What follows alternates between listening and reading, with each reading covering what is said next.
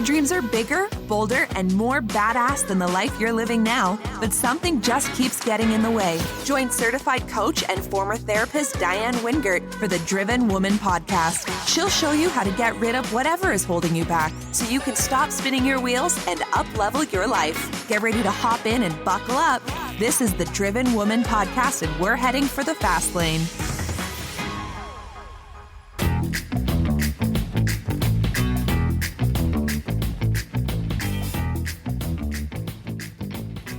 Hey, Driven Women. Welcome back. I am very excited today. I'm excited to give you this solo episode on the topic of change, especially because I'm recording this on Wednesday, January the 20th, the change of administration here in the U.S., the day that we welcome the Biden-Harris administration and see what the next 4 years are going to be like.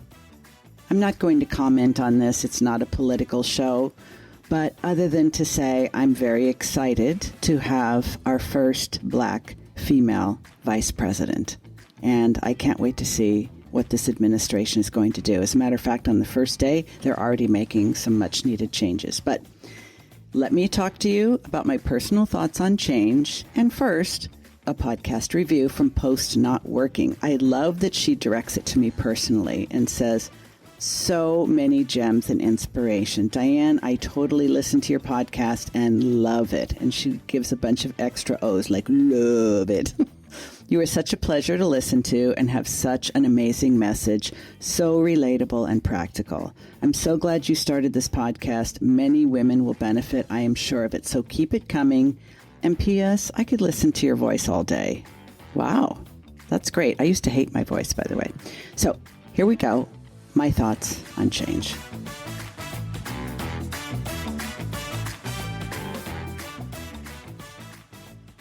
Now, I'm sure I'm not the only one that's heard it said that people hate change and will actually do almost anything in order to avoid it. People stay in miserable jobs for years. They refuse to leave a suffocating marriage. They choose to experience lives that feel like a slow death in order to avoid the unsettling reality of changing it up. Why do we do that? And we aren't even just talking about the big stuff like marriages and careers either. Many women keep wearing their hair, their makeup, their clothing style long past the point where it's flattering and age appropriate, simply because they hate change. Now, apparently this is the norm with humans. It's hardwired into our DNA, but it's an outdated survival strategy based on the fact that the brain doesn't care if you're happy as long as you're still alive. I've talked about this before, if it sounds familiar. Well, I like change, okay? I really do. In fact, when things stay the same for too long according to me, that is, I have to shake things up. Now, I didn't think this was a problem until I noticed how rare it is. And because other more neurotypical humans kept pointing it out and questioning me, like, why can't you be satisfied, they asked. Can't you just leave well enough alone? Or, I thought you liked fill in the blank. Oh, well, it's good enough for the rest of us, so what's so special about you?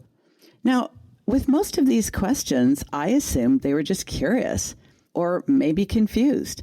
But with that last one, it kind of felt like a personal attack. That my need for change was perceived as an insult to those who liked things to stay the same.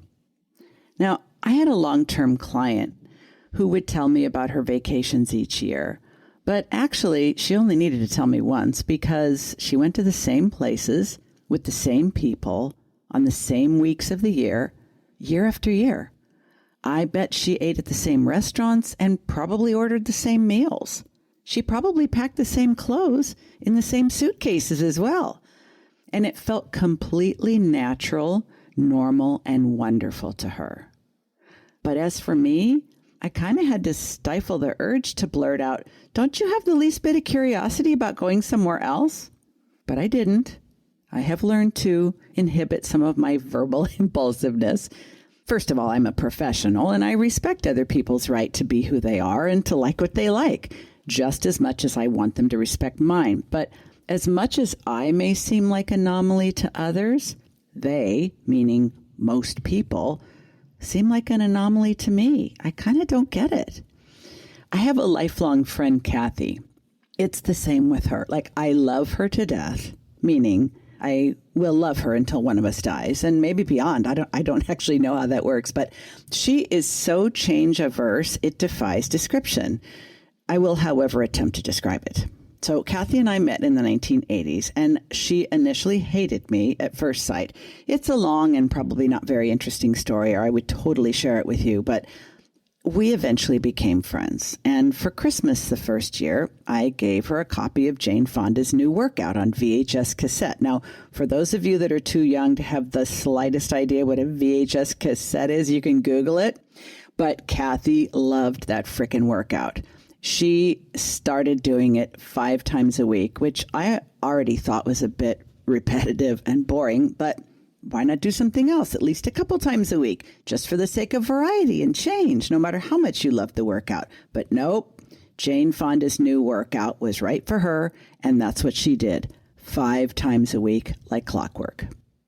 Now, that's not even the amazing part. I mean, we all go through phases where we get something new, and we totally obsess about it for a while.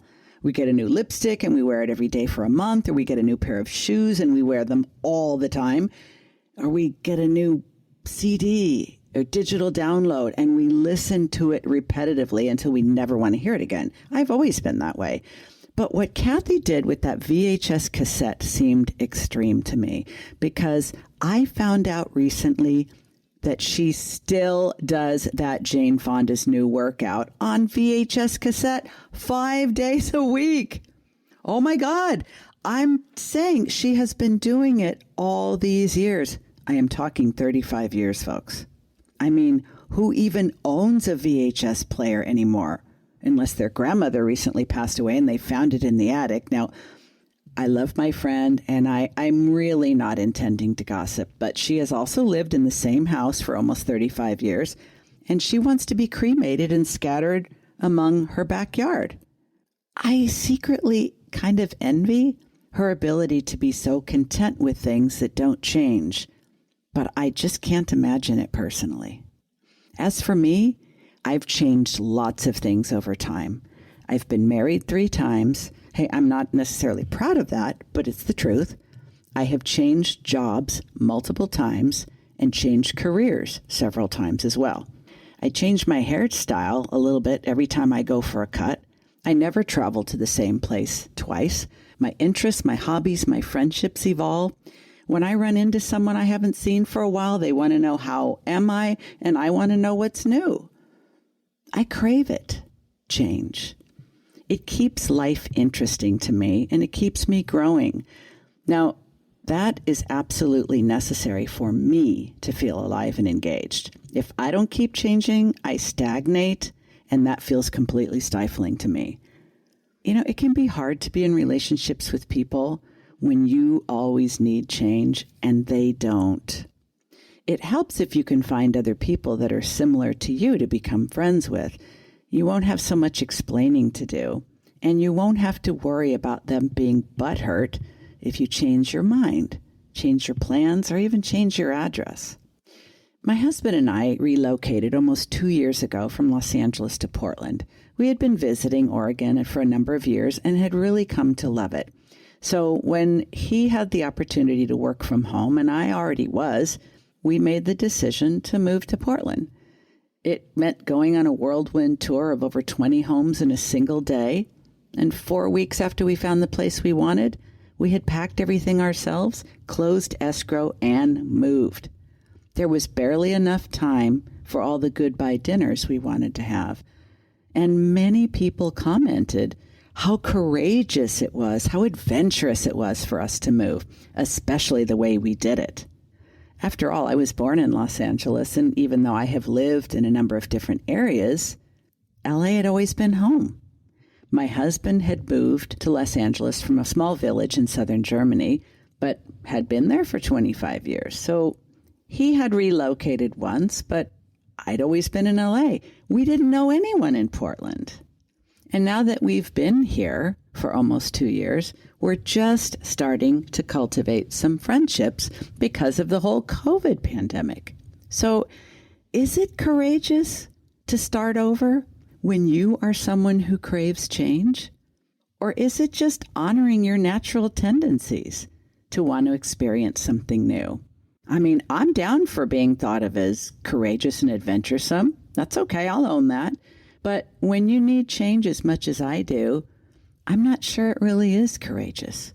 I think it's just being who I am. I mean, I don't feel like a hero.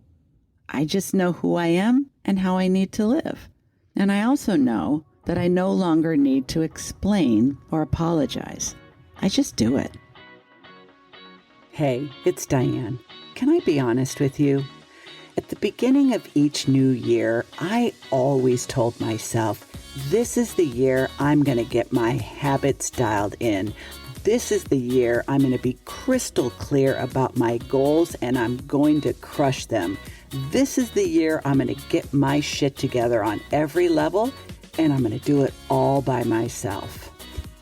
Been there, done that, got a whole stack of t-shirts.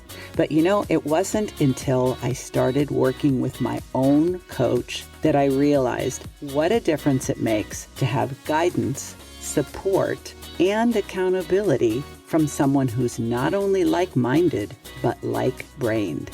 Yeah, I'm talking about another driven woman, entrepreneur, who also has ADHD and has got it going on.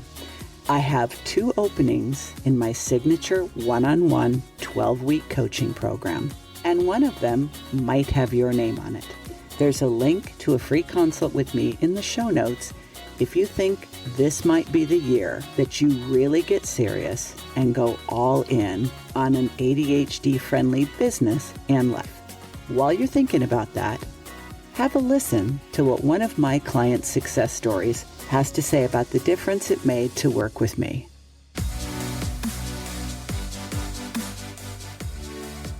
It's funny because at first I said I would never own my own practice.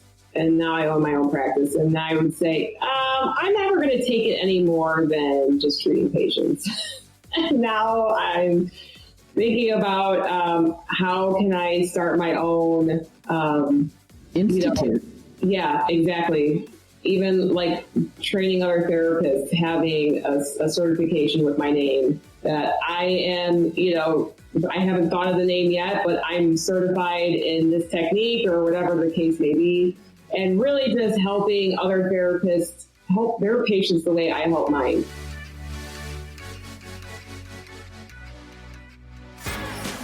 You've been listening to the Driven Woman podcast with Diann Wingert.